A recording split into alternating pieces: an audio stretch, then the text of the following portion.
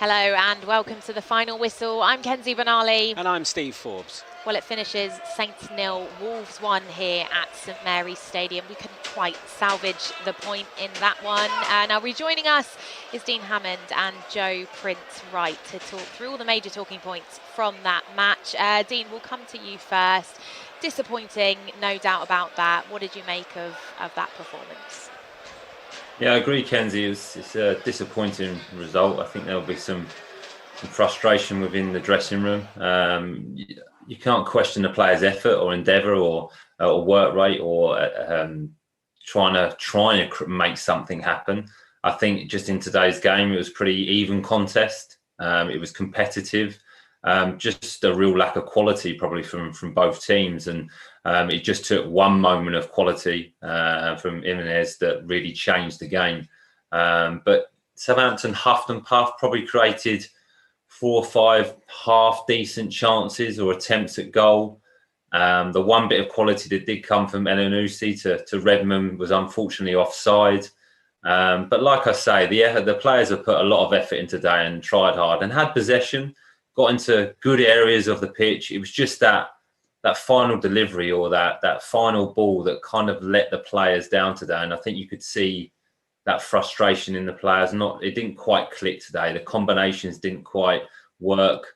There wasn't interaction. The movement wasn't quite there. And maybe you just have to look at Wolves and say, look, it's a good away performance. They've defended pretty well. They've put their bodies on the line and then hit Southampton with that counter-attack at the end with that little bit of quality. So disappointing today, you're right. Well, Joe, let's come to you for your thoughts then. Joining us from the Emirates, one eye on the upcoming match between Arsenal and Tottenham. But let's talk about the action here at St Mary's. How do you reflect on that game? Yeah, I agree with Dean on that. I think the Saints are kind of just underlined the attacking problems we've seen throughout the season and the combinations not being there. And it's going to take time. There's a lot of new players in this team. I think there were some positive displays. Livramento was good again. Romeo battled hard. Salisu, I thought, was very good once again. But yeah, it's just in that final third. They never seemed to have the belief. There was a lot of great build-up play, get the ball wide, get it towards the penalty box. And then there just wasn't that hunger, that clinical edge, that belief. And whether that's going to come over time, we'll have to wait and see. But it's kind of a reoccurring theme now early in the season. And it takes a lot to get that belief in the final third that you are going to create those chances. So, yeah, it's a big part of the game that was missing. Dean mentioned it there. The effort was there. The commitment was there. A very tight, tense game. I thought the Wolves goalkeeper was pretty much the man of the match. So that tells you its own story. Made a lot of good saves, especially in the second half. So there are some chances there, just not the clear-cut ones. And just that belief and confidence is missing in front of goal right now. Well, Raul Jimenez got the decisive goal for Wolves just after the hour mark. Dean, can you talk us through that one? Yeah, it's a simple clearance, really, Steve. It's probably come in a phase of the game and a moment in the game where Southampton were building up some momentum in the second half. Looked like they were on top, were having better possession and starting to ask questions of Wolves, to cause problems for Wolves. And it's just it's a long kick from the goalkeeper. You're always taught as a young lad, never let the ball bounce. I think Bednarek can probably attack the ball and maybe try and win the header. But then he gets in a foot race with Jimenez, and Jimenez is just that little bit stronger, gets his body in a good position to outmuscle Bednarek, and probably just showed a little bit more desire to get onto the ball. I didn't think Bednarek thought as though Jimenez would be that strong. But from that moment, you have to say he showed some of real quality. You know, he cut inside and the check back and the disguise on trying to shoot and then coming back and then very composed, very calm to finish the chance off. And that was the game's probably only real bit of quality. And that was the standout moment. But I just think in that he just showed a little bit more desire and just a little bit stronger and probably Bednarek underestimated how quick he was, and he got to the ball first. But it's a good finish, it really is. Well, I'm sure you can hear the Wolves fans still celebrating behind us. They're delighted with that win. Now, Joe, Ralph reacted to the goal with a double sub. Brower for Adams, Gineppo for Redmond. In your opinion, was that the right move, and how did that work out for you? They definitely added something different, especially Gineppo seemed to get a lot on the ball, show a lot of purpose. Again, just the shots and crosses he was whipping in. No one really seemed to be busting the gut to get on the end of it. And I think that's the main problem, that clinical edge, that desire in the final third. But I think if I'm Gineppo or Brower, I'm definitely knocking on the manager's door this week, pushing for a start in the next Premier League game, because clearly some of the combinations up there just aren't quite working. The players are working hard, but I think when you're lacking that spark creatively in attacking third, one of the only things you can really do is to mix things up. I mean, there's only so long that you can go with the same players who, I've been scored for 3 games on the trot now in the Premier League. So something has to change. Like we said before the game, the squad's pretty strong. There's a lot of really good players of a similar level. So I think giving those players the opportunity, Brower and Gineppo in the next game, that has to be the way you want to go. But I don't know who he's going to leave out up top, because Adams and Adam Armstrong did okay today, but again, just no real clear-cut chances. So it's hard to say. Saints are working really, really hard, but again, it's been the story of the season so far, lacking that clinical edge in the final third. Well, the third Southampton substitute, Dean, seemed to be more of a tactical one, with Carl Walker-Peters being replaced by Shane Long. What do you think Ralph was trying to do with that one? I think it was just an attempt, or a last attempt, to get an extra body up front with Shane Long, a little bit more physicality, probably match up the 3 Wolves centre halves with going Brower, Long and Armstrong, just to kind of maybe cause some confusion, get more numbers within the box because Southampton at times were allowing to get crosses into the box. So I think the manager's probably seen that and thought, okay, well, if I can get Shane Long in there, who is good in the air, who times his jump well, I think can cause some problems. And it didn't quite happen. There was a moment, I think it was from a cutback from Salisu, where Armstrong's kind of sliced and it almost fell to Shane Long. So it's more the confusion of getting more bodies within the Wolves box to maybe the ball could drop to someone, a percentage game really. But I agree with Joe. I think we're just lacking that little bit of imagination maybe. I think Stuart Armstrong, if we could get him back into the mix, would really, really help. He just offers something different. He has a little bit more of a different approach, a bit more imagination. He'll try things, doesn't always come off, but when it does, that little ball through is slip through. Because I think if you can get Adam Armstrong the chances, he will score goals. But it's pretty evident at the moment he looks a little frustrated because he's not getting those chances. You'd rather, if you go back to last season, we were probably sitting on the show talking about there was chances that were missed, that we could have scored more goals. Credit to the manager and the players, because the team looks more solid now, looks more disciplined, and is not going to concede as many goals. But it's finding that balance of keeping that pressing game, keeping defensively strong, but still being able to create chances. So it's a work in progress, like Joe said. But I think it was just to get an extra body within the box.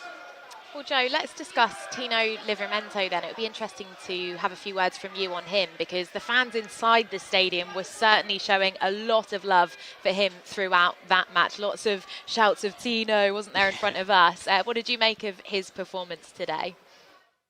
Yeah, there's a reason they're singing his name, because I thought he was absolutely excellent. He's been so consistent this season. I mean, as a teenager coming into the Premier League, you would have been thinking he's played in the Premier League for the last decade, rather than this being his first season. He's so comfortable, so calm on the ball. I said before the game I fancied to score a few goals, and he nearly got one in the second half there at the back post. Lovely bit of control in the start of the second half, drilled it low, really good stop from the Wolves goalkeeper. And I think in many ways he's one of the Saints' best attacking threats, even though he's a right back, because he, as Dean mentioned there, he has that imagination, that creativity. He tries different things, so calm in possession, and yeah, an incredible start to his Southampton and Premier League career. And now I think we just need to maybe give him a chance to get even further forward. I don't know if that's playing Walker-Peters at right back, and maybe having Livramento further forward to spark some of that extra creativity that Southampton need. But yeah, wonderful start. Great player. One of the best players I've seen in the Saints shirt for many, many years. And yeah, he's no wonder the Saints fans are loving him, because for me, he was the bright spark in Southampton's display today. Yeah, definitely. Dean, how hard do you think that this defeat will be being felt in the dressing room down there? How do you feel the players may be reacting? Yeah, I think they're going to be low, Steve. I think, after a defeat today, it's 4 games unbeaten, but I don't think necessarily be low because of the performance or because of the manner of the loss. I think it would just be a little bit of frustration and disappointment, because there was opportunities that I feel as though they could have done better in, whether it was a final ball delivery where it was a cross or a pullback. I think even James Ward-Prowse, his delivery today wasn't quite how it usually is. And the moments where the ball gets cut back to him and he gets an opportunity to cross, he kind of hesitated a couple of times and delayed his delivery. And that happens to every player. But I just think the players will just think this was an opportunity to continue the run, put another good performance in and get a result and maybe the first win in the season. I think that will be part of the conversation, not having to win a game yet. There's been some good performances and good results, especially against West Ham, Manchester United, Man City.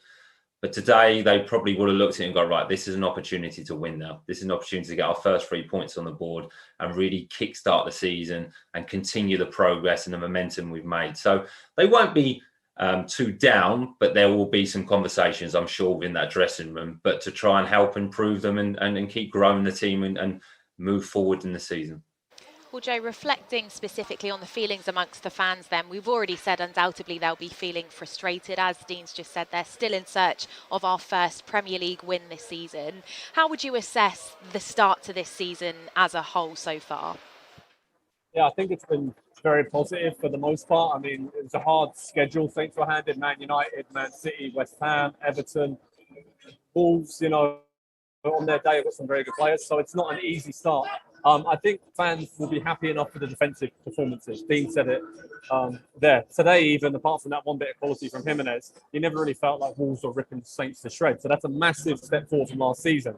But to counter that, you have to have more creativity going forward. So fans will be disappointed that the players haven't stepped up to really make the most of that defensive improvement.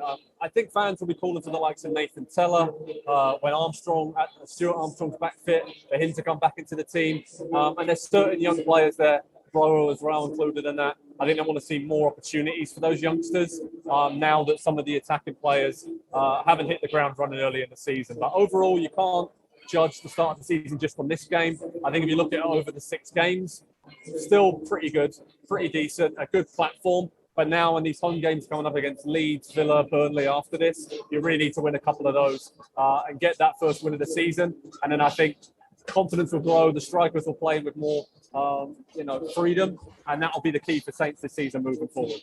Well, it's another big game coming up in the Premier League next weekend away to Chelsea. Dean, do you think Ralph may be going back to the drawing board a little bit to inject that creativity into the side? I don't think he'll go back to the drawing board, Steve, because like Joe just said, I think they've got a lot right this season in terms of defensively. The team looked strong now. It really, really does. Doesn't concede many chances. And I think he'll forget the game today, he'll look at the Man City game. It will be a similar approach to the Chelsea game. Can they press Chelsea? Chelsea are a little bit different. Physically, they're stronger and a little bit more direct compared to Man City. And it's going to be tough. Look, Chelsea are one of the favourites for the Premier League. But I think a good defensive display will be really, really important again. And it is just finding those moments on the counter-attack probably against Chelsea. And you're only probably going to get 1 or 2. It's just someone being a little bit more clinical when they do get that chance. And the belief, like Joe mentioned, it does.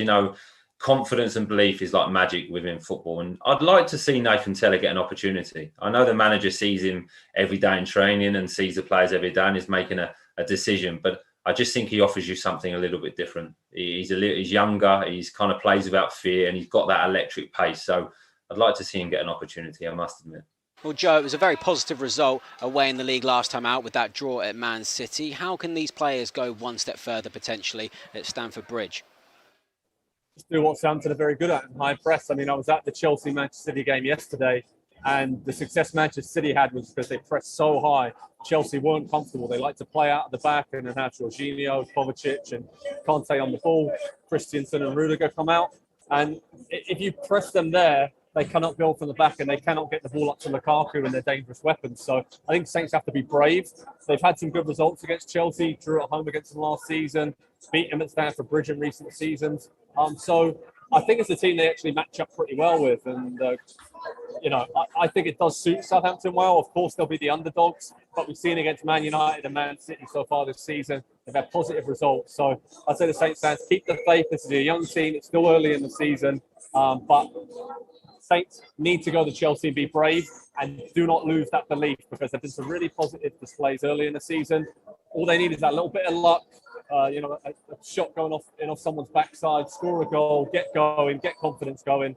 And it's very different. It's very tight across the league at the moment. So all is not lost. And it's only, late September. So there's a long, long way to go. Yeah, plenty of time left in the league remaining this season. Joe, Dean, thank you so much again for your input on Saints Live and the final whistle today. Southampton couldn't quite break down a resolute Wolves side here at St Mary's as it finished 1-0 to Wolverhampton Wanderers. But we march on with our next game away in the Premier League at Chelsea on October the 2nd. That's on Saturday. It's a 3 p.m. kickoff, so we'll be with you on Saints Live from 1:45. Have a great rest of your week, and we'll see you then.